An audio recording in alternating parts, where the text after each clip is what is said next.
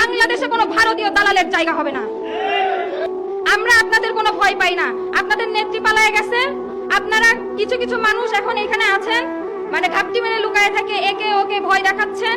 তো আমি আপনাদের হুঁশিয়ারি করে বলতে চাই, আমরা ছাত্র জনতা একসাথে হয়ে আপনাদের নেত্রীকে দেশ ছাড়া করেছি।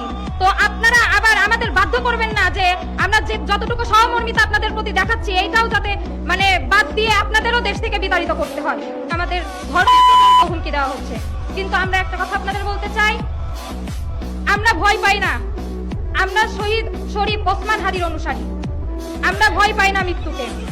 আপনি যদি আমাদের মারতে চান সামনে এসে মারবেন, কাপুরুষের মতো পিছন থেকে আক্রমণ করে মারতে আসবেন না।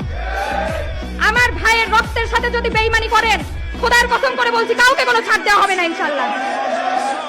এই বাংলাদেশে আমার ভাইরা রক্ত দিয়েছে, রক্ত দিয়ে আপনাদের ক্ষমতায় বসিয়েছে শুধুমাত্র বসে থেকে তামাশা দেখার জন্য না, তাদের বিচার করার জন্য। তাদের বিচার চাই মানে চাই, আর বিচার করতে হবে, এইটাই আমাদের শেষ কথা। বৈষম্য বিরোধী ছাত্র আন্দোলন যারা শহীদ হয়েছে, যারা আহত হয়েছে, তারা কোনো দলের না, তারা নির্দিষ্ট কোনো দলের না।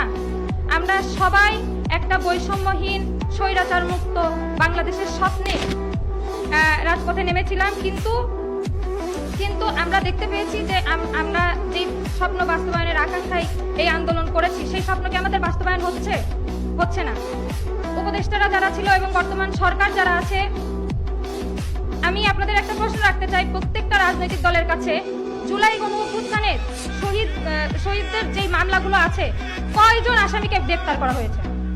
বরং একের পর এক সকলে জামিন পেয়ে যাচ্ছে এবং আমাদের আবারও সেই আগের মতো আমাদের ভয় দেখানো হচ্ছে, গুমের, খুনের এবং আমাদের ধর্ষণের পর্যন্ত হুমকি দেওয়া হচ্ছে। কিন্তু আমরা একটা কথা আপনাদের বলতে চাই, আমরা ভয় পাই না।